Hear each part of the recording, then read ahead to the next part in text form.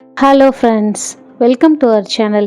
இன்றைக்கி நம்ம சேனலில் நல்ல காரசாரமான இட்லி தோசைக்கு ஏற்ற ஒரு வெங்காய சட்னி தான் எப்படி செய்கிறதுன்னு பார்க்க போகிறோம்.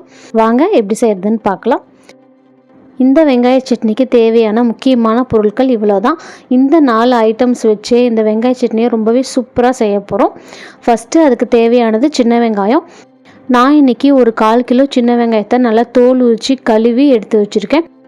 நீங்கள் சின்ன வெங்காயத்துக்கு பதிலாக பெரிய வெங்காயம் கூட சேர்த்து பண்ணலாம். ஆனால் சின்ன வெங்காயம் சேர்த்து பண்ணுறப்போ அதோட சுவை இன்னுமே சூப்பராக இருக்கும்.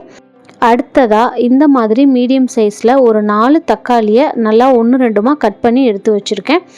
இதுக்கு தக்காளி ரொம்பவே முக்கியம். தக்காளி சேர்த்து தான் இது பண்ணணும். தக்காளியை ஓரளவு பெருசாக கட் பண்ணிக்கோங்க.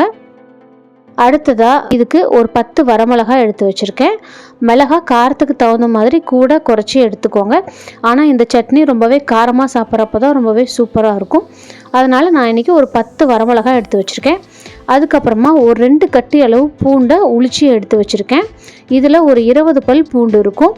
இந்தளவு பூண்டு சேர்த்தா தான் நல்லாயிருக்கும். இப்போ இது எல்லாத்தையும் 1 by 1 மிக்சி ஜாரில் சேர்த்துக்கலாம். சேர்த்துட்டு தண்ணி எதுவும் சேர்க்காம நம்ம உப்பு மட்டும் சேர்த்து இதில் அரைக்க போகிறோம். எல்லாமே நீங்கள் ஒன்றா ஒரே டைம்லேயே சேர்த்து அரைச்சிக்கலாம். தனித்தனியாக எதுவும் அரைக்க தேவையில்லை. இதில் தண்ணி சேர்க்க தேவையில்லை. தண்ணி சேர்த்திங்க அப்படின்னா இன்னுமே தண்ணியாட்டம் போயிடும். ஆல்ரெடி வெங்காயமே தேவையான அளவு தண்ணி விடும்.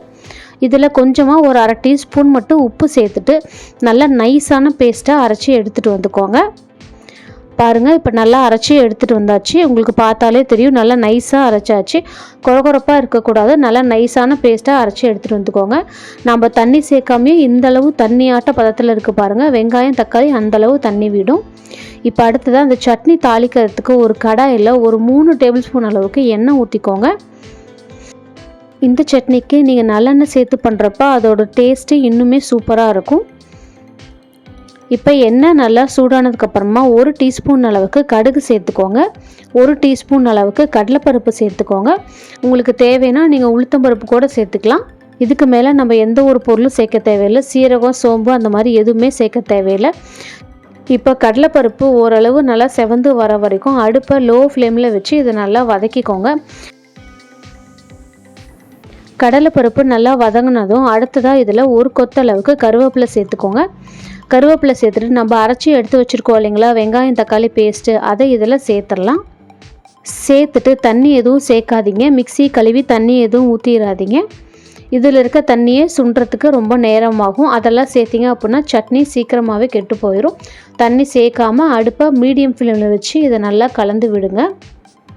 இது கொதிக்கும்போது உங்களுக்கு மேலே தெறிக்கிற மாதிரி இருக்கும். அதனால் அடுப்பை ஹை ஃப்ளேமில் வைக்காமல் மீடியம் ஃப்ளேமில் வச்சுக்கோங்க. இப்போ பாருங்கள், நம்ம ஊற்றிருக்க எண்ணெய், அரைச்ச சட்னி இது எல்லாமே நல்லா ஒன்றா கலந்து வரணும். இப்போ பாருங்கள், சட்னி நல்லா கொதிக்க ஆரம்பிச்சிருச்சு. இந்த மாதிரி கொதிக்க ஆரம்பிக்கிறப்ப இதை நீங்கள் மூடி போட்டு லேசாக மூடி திறந்துருக்கிற மாதிரி மூடி வைங்க. ஏன்னா ஃபுல்லாக மூடி வச்சிங்க அப்படின்னா அதில் இருக்க தண்ணியே சட்னியில் விழுந்துடும்.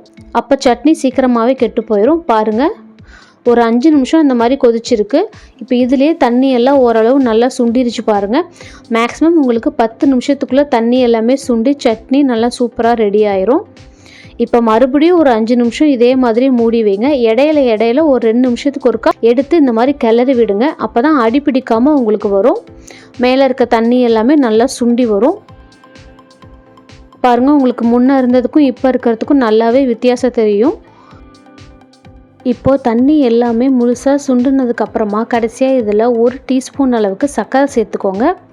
நம்ம சர்க்கரை சேர்த்து பண்ணுறப்ப அந்த தக்காளியோட புளிப்பு, வெங்காயத்தோட காரம் எல்லாமே ரொம்ப ஈவனாக பேலன்ஸ் ஆகி டேஸ்ட்டு இன்னுமே சூப்பராக இருக்கும்.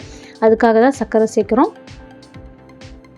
சர்க்கரை சேர்த்துட்டு இது எல்லாத்தையும் நல்லா ஒரு டைம் மிக்ஸ் பண்ணி விடுங்க. பாருங்கள், தண்ணி எல்லாமே நல்லா சுண்டிருச்சு. தண்ணி ஒரு சொட்டு கூட இல்லை. எல்லா தண்ணியும் நல்லா சுண்டி சட்னி ரொம்பவே சூப்பராக ரெடி ஆயிடுச்சு.